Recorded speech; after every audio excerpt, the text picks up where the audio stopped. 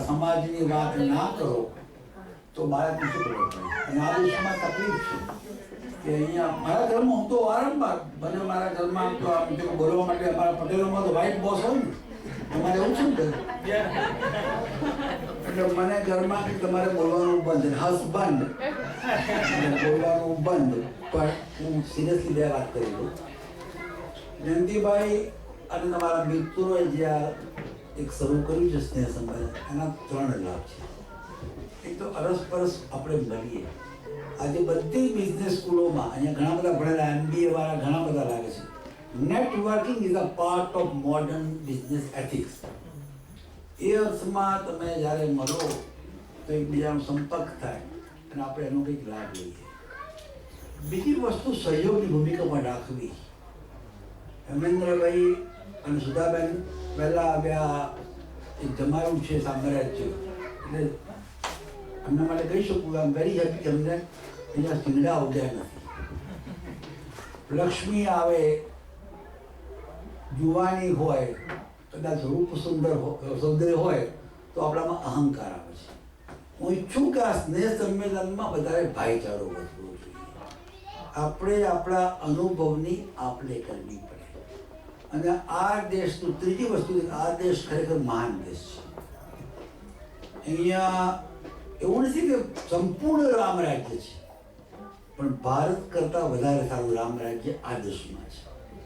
એટલે આ દેશમાં આપણે વફાદાર રહેવાનું, મહેનત કરવાની, કાયદેસરનો ટેક્સ ભરવાનો. કે હું બી દુકાનો ચલાવતો હતો, 2-5% આગા પાછા કરતા હતા, પણ અત્યારે હું ટોટલી ક્લીન છું. હું માનું છું કે ધંધામાં ચોરી કરવી એ વિકાસને અટકાવે છે. કેમ કે હું તો અત્યારે બિલકુલ અહંકારથી ને ભગવાનની કૃપાથી હું તો પૈસા બોરો કરતો જ નથી. મારા ધંધામાં એક પહેલીનો કંઈ કરજો જ નથી. એટલા માટે કહું છું કે તમારી કોમની જે ખાસિયત જે હું સમજો એના 2 દાખલા આપું. તમે કોઈ ધારી કે અમરેલી ગયા છો સૌરાષ્ટ્રમાં? કોઈ ગયા છો અહીંથી કોઈ ધારી કે અમરેલી? તો ત્યાં ધારીના ગામની સરહદ ઉપર એક સ્ટેચ્યુ છે, એક રબારીના છોકરાનું. સયાજીરાવ ગાયકવાડના વડવા પિલાજીરાવ ગાયકવાડ જ્યારે ત્યાં ગયા તો એમની ઉપર એક સિંહે હુમલો કર્યો અને એ છોકરાએ લાઠીથી એ સિંહને ભગાડી નાખ્યો. જેમ પેલી મેઘાણીની કવિતા છે ને ચારણ કન્યા, એમ એ છે. અને તમે ભાવનગરની ખબર તો ભાવનગરમાં ભાવસિંહજી એક મોટા એક મહારાજા, સરસ એક મહારાજા હતા, એમના ટીહો રબારી હતો. આ વાત સાચી વાત છે.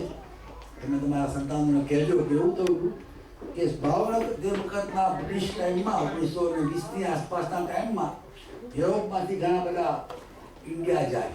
એમાં અહીંથી 2-3 રેસ્ટર ગયેલા, રેસ્ટર કુસ્તીબાજો, અને કોઈ બોક્સિંગ કરે, કોઈ આ કરે તે કરે ને ગામમાં ચેલેન્જ મારે. પછી મહારાજાને આમ કહેવડાવે કે આવ્યો છે ફલાણો માણસ પરદેશથી, અને જો અહીંયા આપણા શહેરનો કે રાજ્યનો માણસ કોઈ એની સાથે કુસ્તી નહીં લડે તો આપણું ખરાબ દેખાશે. અથવા પેલો બી હોય પાછો ચેતર, આમ એ વ્યવહારમાં દોડિયા લોકો બહુ આમ ઘમંડવાળા હતા. તો ભાવનગરના દરબારમાં પ્રભાશંકર પટેલના પુસ્તકમાંનો ઉલ્લેખ છે. પ્રભાશંકર પટણી એ ભારતના ભાવનગરના બરાબર બેસ્ટ દિવાન હતા. કે પેલો આવ્યો ઇંગ્લેન્ડથી, કોઈ નામ ભૂલી ગયો છું, કે એણે કહ્યું કે મારી સામે જે કુસ્તી કરે અને હું 1 લાખ રૂપિયા આપીશ. એને ખબર હતી કે ભાઈ તમારા લાખ રૂપિયા બહુ કહેવાય. હા, આજે હું આજની વાત 1920 કે 21ની વાત કરું છું. અને ભાવસિંહજી પણ થોડા વિચાર પડે કે જો હારો આવો લાખ રૂપિયા આપશે મારું તો શરમ જશે, મારું કંઈક કલમ કહેવાય ને મારે પાછા એને વધારે આપવા પડે.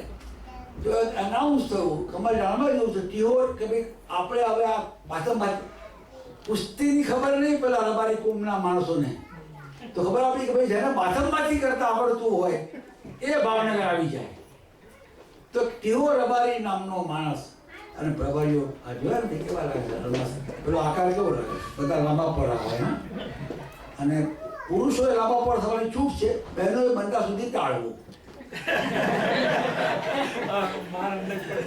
હમણાં એટલા માટે હું હમણાં બીજા એક સમારંભમાં ગયો હતો, ત્યાં ડિસ્કો ડાન્સ હતો. તો જ્ઞાતિનું નામ નહીં આપું, તો બધા ડિસ્કો ડાન્સ કરતા હતા. ભાઈ મને નથી આવડતું. મારી ઉંમર ફક્ત 75 વર્ષ ચાલે છે, પણ મારી ફિગર બહુ સારી.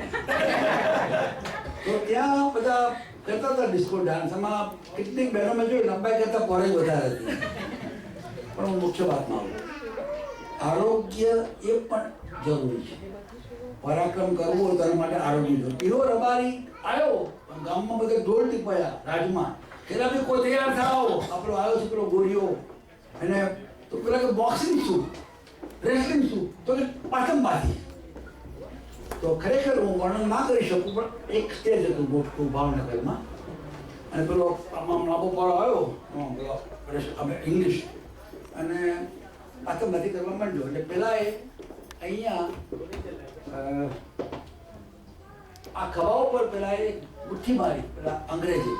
એટલે આનો ખભો બિચારાનો નીકળી ગયો. મીન્સ કે ડિસ્લોકેટ થઈ ગયો. ડૉક્ટરો ડિસ્લોકેટ કરે ને, તો ઓલો ટીહો રબારી બીજા હાથે એ જ હાથ પકડીને ઓલાના માથા પર એવી શીખી કે ઓલાનું માથું અંદર પસી ગયું. તમારી કોમમાં સોડાબંધ છે, વખત આવે તું કરજો. એટલે 3 વાત મેં કરી. હું અંતે એવું કહું કે તમે મને બોલાવ્યો, મને બહુ ગમ્યું. હું તો વહેલો ભાગી ગયું એટલા માટે નહીં કે મારે બીજું કારણ છે, મારે હજુ 2 જગ્યાએ જઈને આવા લવારા જ કરવાના. પણ તમને એક બીજી વાત કરવા માંગુ છું. ગયા રવિવારે સંગમ નામનો હોલ, સંગમમાં વિમેન્સ એસોસિએશન હોલ છે ત્યાં બંટોકમાં. લગભગ 500-550 ભાઈ બહેનો હાજર હતા.